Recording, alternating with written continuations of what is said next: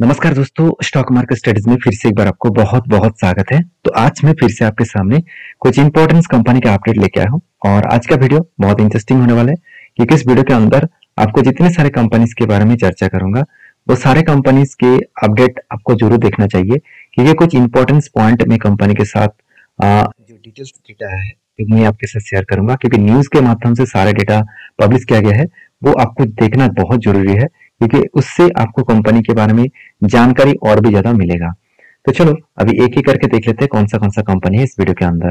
तो सबसे पहले जो कंपनी के बारे में डिस्कशन करूंगा उसका नाम है इजी टिप प्लानर। देखिए इजी टिप प्लानर के बारे में चर्चा करूं तो यहाँ पे एक बात को याद रखना, तो इंडिया में ऑल ओवर इंडिया में जितने सारे ऑनलाइन टिकट बेचने वाला कंपनी है उनमें से सेकेंड पोजिशन में अगर कोई कंपनी है उसका नाम है इजी टिप प्लानर, क्योंकि नंबर 1 पोजिशन में है IRCTC जो गवर्नमेंट कंपनी है। अगर प्राइवेट कंपनी के बारे में चर्चा करूं तो इजी प्लानर इंडिया के सेकंड लार्जेस्ट ऑनलाइन टिकटिंग बेचने वाला कंपनी है और उसके साथ साथ प्रॉफिटेबल कंपनी भी है। ऐसे नहीं कि कंपनी सिर्फ बिजनेस ही कर रहे हैं और प्रॉफिट भी नहीं है। अगर इंडिया में जितने सारे स्टार्टअप है उन स्टार्टअप में कुछ ही स्टार्टअप प्रॉफिटेबल में है जिसके नाम आपको देखने को मिलेगा इसके अंदर, और एक कंपनी का नाम है इजी प्लानर। तो इस कंपनी की जो परफॉर्मेंस है आपको अच्छा दिखेगा। ROC बेस्ट है, कंपनी की इंडस्ट्रीज PEC भी देखा है तो ठीक ठाक है, एनुअल इनकम भी अच्छा खासा है और कंपनी के PEC भी 45 के आसपास देखने को मिला। तो अच्छा खासा यहाँ पे एक अपडेट देखने को मिला है। अभी क्वार्टरली रिजल्ट के बारे में बात करूं तो कंपनी का सेल्स का जो डेटा है वो लगातार यहाँ पे बढ़ते चले जाए। अभी एक्सपेंस भी कंपनी कंट्रोल में रखे और उस बेसिस में कंपनी की जो प्रॉफिटेबिलिटी है, नेट प्रॉफिट भी लगातार बढ़ते चले गए। अभी नेट प्रॉफिट जो है 31 करोड़ से बढ़ के हो चुके हैं 51 करोड़ के आसपास। इसका मतलब कंपनी की जो प्रॉफिटेबिलिटी है वो अलग लेवल का यहाँ पे ग्रोथ हुआ। तो 27 करोड़ से बढ़ के हो चुके हैं 31 करोड़, उससे बढ़ के हो चुके हैं 51 करोड़। इसका मतलब कंपनी हर साल में खुद का प्रॉफिटेबिलिटी बढ़ाते चले जा रहे हैं। अभी कंपनी के ऊपर एज ए इन्वेस्टर, प्रोमोटर से लेकर FISDS पब्लिक हर किसी के पास इसका इन्वेस्टमेंट आपको देखने को मिल जाएगा। तो एक बात को आपको याद रखना है कि कंपनी के ऊपर जो बैलेंस शीट है वो लगातार क्या हो रहा है, रिजर्व जो है वो लगातार बढ़ते चले गए और इक्विटी कैपिटल जो है वो भी यहाँ पे बढ़ता हुआ देखने को मिले। अभी कंपनी के ऊपर टोटल जो फिक्स्ड एसेट है वो भी यहाँ पे बढ़ता हुआ देखने को मिले, मगर CWIP में खुद के बिजनेस के ऊपर कंपनी निवेश नहीं किया। ये बात को आपको याद रखना है। अगर एज ए इन्वेस्टर के बारे में चर्चा करूं तो प्रोमोटर से लेकर FISDS पब्लिक हर किसी के पास इन्वेस्टमेंट आपको देखने को मिल जाएगा। अभी लास्ट कुछ फ्यू डेज का डेटा दिखा दूं तो डिलीवरी का जो परसेंटेज है वो किस तरीके से ग्रोथ हुआ आप देख सकते हैं। तो आप देख सकते हैं 50 to 70% के आसपास डिलीवरी देखने को मिला है। अभी इस कंपनी के बारे में चार्ट पैटर्न के हिसाब से बात करूं तो कुछ इस तरीके से रेंज बेसिस यहाँ पे चार्ट पैटर्न क्रिएट हुआ, जहां पे आप ध्यान से देखेंगे तो कुछ यहाँ पे लोअर साइड का यहाँ पे टेक बनते जा रहा है और फाइनली इस लेवल को ब्रेकआउट भी किया और उसके बाद रिट्रेसमेंट भी किया और उसके बाद धीरे धीरे करके वो अपटेन भी जाने की कोशिश कर रहा है। तो फिलहाल के लिए जो सिचुएशन है यहाँ पे 200 डेज EMA को टच किया, उसके बाद वापस भी आ रहा है। तो मुझे लगता है इस रेंज को वो टेस्ट करेगा, उसके बाद फिर से रिवर्स होने का चांसेस है। तो मैं इंतजार कर रहा हूँ यहाँ पे एक पैटर्न क्रिएट होने का, वो है शोल्डर कम हेड कम शोल्डर। जब पैटर्न कंप्लीट होंगे तो मैं कुछ एंट्री लेने के लिए जरूर सोचूंगा।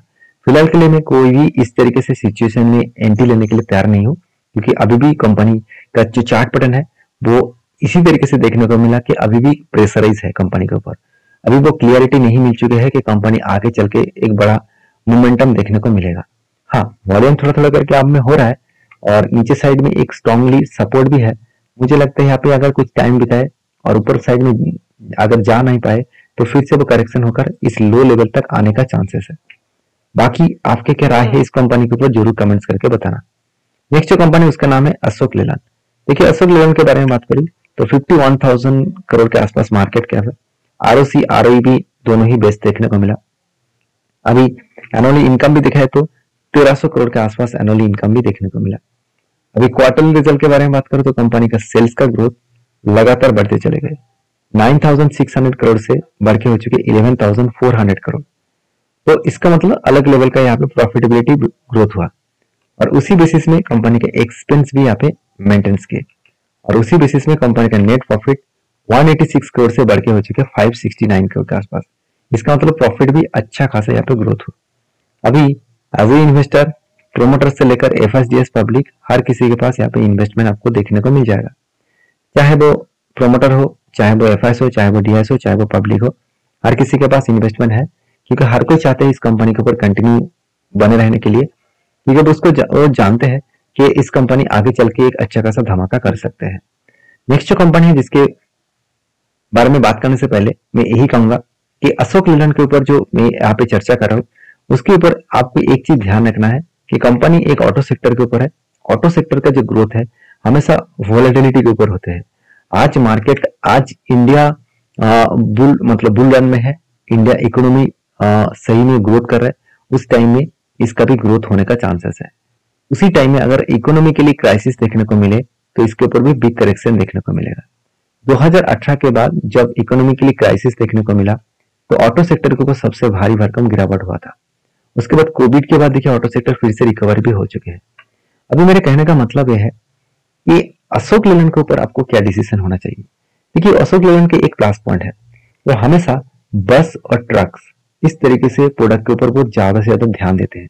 ऐसे नहीं कि वो 2 व्हीलर्स भी बना रहे हैं, 3 व्हीलर्स भी बना रहे हैं, 4 व्हीलर्स भी बना रहे हैं, तो अलग अलग कैटेगरीज को वो एंट्री नहीं लिया, वो एक ही कैटेगरी के ऊपर फोकस रखे हैं। और सबसे बड़ा एक अपडेट आया, जो अपडेट मुझे आपके साथ जरूर शेयर करना है। एक रिपोर्ट आया, वो रिपोर्ट का आपको जरूर देखना चाहिए। रिपोर्ट में क्या बताया गया कि Ashok Leyland to invest 1200 crore in Switch Mobility. आप कहेंगे सर कंपनी का क्या काम नहीं है, खुद की कंपनी को छोड़कर स्विच मोबिलिटी के ऊपर वो निवेश करने जा रहे हैं, और वो भी 1200 करोड़ के आसपास। तो मैं आपको एक चीज बता दूं, अशोक लीलैंड के पास switch mobility, Ashok Leyland actually switch mobility के एक प्रोमोटर भी है, मतलब इस कंपनी के ऊपर भी निवेश करके रखे हैं, तो इसका भी एक सब्सिडरी इस कंपनी बोल सकते हैं। तो स्विच मोबाइल, देखिए मैं पहले भी आपको डिस्कशन कर चुका हूं, स्विच मोबाइल जो डबल डेकर बस आप देखने को मिलता है, आप देख सकते हैं इस तरीके से लंदन में जो डबल डेकर बस देखने को मिलता है, इस तरीके से देखिए 100% इलेक्ट्रिक, 100% बैटरीज का, और वो भी कहाँ पे चल रहा है, लंदन में चल रहा है। तो मैंने आपको एक वीडियो बना के शेयर किया था, और अब वहां पे आपको ये भी बताया था कि लंदन में अशोक लीलैंड बहुत सारा बसेस का ऑर्डर मिला था, ईवीज बसेस का, और उसको भी वो काम भी कर रहा है और उसके ऊपर भी माल भी बेच रहा है। तो वो बस कौन सा है, स्विच मोबिलिटी, मतलब यहाँ पे देख सकते हैं जो कंपनी का नाम है स्विच। तो यहाँ पे इसी गाड़ी के वो मतलब जो नाम लिया जा रहा है वो उसके ऊपर फिर से वो इन्वेस्टमेंट करने वाले, वो भी कितना 1200 करोड़ के आसपास। तो कहने का मतलब है आप खुद ही यहाँ पे जाकर देख सकते हैं, इंडिया में आप देख सकते हैं स्विच मोबिलिटी, सॉरी स्विच जो गाड़ियां है वो ईवीज गाड़ियां। पहले देखिए डबल डेकर जो बस था वो मतलब डीजल के ऊपर चलता था, आज वो इलेक्ट्रिक बसेस बन चुके हैं, वो भी डबल डेकर। तो इंडिया में भी डबल डेकर बस स्टार्ट हो चुके हैं। तो कहने का मतलब है स्विच मोबिलिटी ये भी अशोक लीलैंड का ही एक सब्सिडरीज कंपनी है। तो जो स्विच मोबिलिटी का फायदा होगा वो डायरेक्टली अशोक लीलैंड का भी फायदा होगा। तो इसीलिए शायद कंपनी का क्वार्टरली रिजल्ट कुछ शानदार देखने को मिला। सेल्स का ग्रोथ के बारे में बात करूं तो 9600 करोड़ से 11,400 करोड़ तक देखने को मिला। एक्सपेंस के बारे में बात करूं तो 8,500 करोड़ से बढ़ के हो चुके 9,500 करोड़, और ऑपरेटिंग प्रॉफिट मार्जिन भी ठीक ठाक है। उसके साथ साथ कंपनी का नेट प्रॉफिट जो 186 करोड़ से बढ़ के हो चुके 569 करोड़ के आसपास। तो इसका मतलब यहाँ पे भी कंपनी का प्रॉफिटेबिलिटी अलग लेवल का ग्रोथ हुआ। जब सारे पॉइंट्स कंपनी के फ्लेवर में है तो उस कंपनी का ग्रोथ होने का चांसेस और भी ज्यादा बढ़ जाते हैं। तो एज ए इन्वेस्टर इस कंपनी के ऊपर हर कोई इन्वेस्टमेंट इसी लेकर के रखे हैं। तो कंपनी के ऊपर लास्ट कुछ फ्यू डेज का डेटा दिखा दूं तो अशोक लीलैंड के ऊपर आप एक चीज देखेंगे तो एवरेजली एक 60% के आसपास एवरेजली पिछले बार अच्छा खासा 60% के आसपास डिलीवरी उठाया गया, अभी फिलहाल के लिए 40% के आसपास। इसका मतलब एवरेज जो यहाँ पे डिलीवरी का डेटा है वो 40% के आसपास देखने को मिला है। तो अभी इस कंपनी के चार्ट पैटर्न्स के बारे में बात करूं तो आपको चार्ट पैटर्न कुछ इस तरीके से देखने को मिलेगा कि cup with handle pattern create हुआ, कप बना, उसके बाद हैंडल पैटर्न क्रिएट हुआ, फाइनली ब्रेकआउट भी हुआ। तो जब ब्रेकआउट हुआ तो ब्रेकआउट के बाद आपको यहाँ पे कंफर्मेशन भी देखने को मिलेगा। तो कंफर्मेशन आपको कुछ इस तरीके से देखने को मिलेगा। तो मुझे लगता है कुछ इजी तरीके से यहाँ पे कंफर्मेशन मिलेगा, कुछ टाइम लगेगा थोड़ा सा इस तरीके से टारगेट पाने के लिए। अगर टारगेट होगा तो बहुत बड़ा टारगेट बनने जा रहा है, करीबन 80% के आसपास। तो आपकी क्या राय है इस कंपनी के ऊपर जरूर मुझे कमेंट्स करके बताना। नेक्स्ट जो कंपनी जिसके बारे में चर्चा करूं उसका नाम है आरबीएनएल। देखिए रेलवे विकास निगम लिमिटेड। तो इस कंपनी के बारे में चर्चा करूं तो कंपनी के ऊपर मार्केट कैप 32,000 करोड़ के आसपास है। कंपनी का आरओसी आरओई दोनों ही आपको अच्छा खासा देखने को मिलेगा। एनुअल इनकम भी बहुत शानदार है। और डेप्थ के बारे में बात करूँ तो डेप्थ भी मुझे यहाँ पे एक लेवल में देखने को मिला। तो डेप्थ प्रोमोटर के पास भी अच्छा खासा देखने को मिले है। कंपनी के प्रोमोटर के पास होल्डिंग्स भी बहुत ज्यादा है। और प्रोमोटर कौन है? गवर्नमेंट है। इसका गवर्नमेंट ही इसका प्रोमोटर है।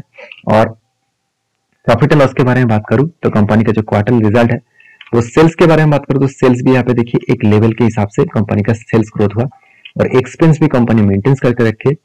और नेट प्रॉफिट जो यहाँ पे नेट प्रॉफिट है वो 380 करोड़ से 390 करोड़ के आसपास देखने को मिला। इसका मतलब नेट प्रॉफिट भी अलग लेवल में देखने को मिला है। तो एज ए इन्वेस्टर प्रोमोटर से लेकर एफएसडीएस पब्लिक हर किसी के पास इन्वेस्टमेंट आपको देखने को मिलेगा। तो मेरे हिसाब से इस तरीके से सिचुएशन के हिसाब से आपको एक बात को याद रखना है कि कंपनी के ऊपर अच्छा खासा होल्डिंग्स भी उठाया जा रहा है और गवर्नमेंट कंपनी होने के नाते उतना ज्यादा हाई ग्रोथेबल होल्डिंग्स इंस्टीट्यूशन नहीं उठा रहा है। तो पब्लिक इसके ऊपर भर भर के इन्वेस्टमेंट करके रखे है। तो कंपनी ने अच्छा खासा धमाका रिटर्न जो दिया है, जैसे एक साल में करीबन 188% के आसपास और 3 साल में 100% के आसपास रिटर्न कंपनी जनरेट करके दिया। तो फिलहाल के लिए जो सिचुएशन है अभी उसके बारे में चर्चा करूं तो कंपनी के ऊपर लास्ट कुछ फ्यू डेज में अच्छा खासा हाई वॉल्यूम यहाँ पे ग्रोथ देखने को मिला है। अभी नेक्स्ट जो कंपनी है जिसके बारे में चर्चा करूं उसका नाम है आप देख सकते हैं ओलाटेक सॉल्यूशंस लिमिटेड। तो ओलाटेक सॉल्यूशन लिमिटेड जो कंपनी के ऊपर एक बहुत बड़ा अपडेट आया वो है बोनस का। कंपनी हर 20 शेयर के बदले आपको 17 शेयर बोनस के हिसाब से देने वाला है। तो इस कंपनी के ऊपर आपको 20 तारीख को बोनस मिलेगा। अगर इस तरीके से कंपनी के ऊपर बोनस पाना चाहते हैं तो प्लीज एक बार रिसर्च करके जरूर बोनस के लिए अप्लाई करिए। मतलब शेयर को खरीदारी कर लीजिए, उस डेट से पहले आपको जरूर बोनस मिलेगा। अगर आप मेरे ओपिनियन कहेंगे कि सर आप क्या इस कंपनी के ऊपर निवेश करना चाहेंगे? बिल्कुल नहीं, क्योंकि इतने छोटे कंपनी के ऊपर जिसके ऊपर अपडेट मुझे यहाँ पे ठीक ठाक तो लगा मगर बहुत पॉइंट्स मुझे वीकनेस भी लगा, तो जिसके चलते मैं इस कंपनी के ऊपर बोनस के लिए निवेश नहीं करूंगा। तो बाकी आपके क्या राय है सारे कमेंट्स मुझे जरूर करिए और मिलते नेक्स्ट वीडियो में। तब तक के लिए अच्छे से रहिए, अपने ख्याल रखिए। धन्यवाद।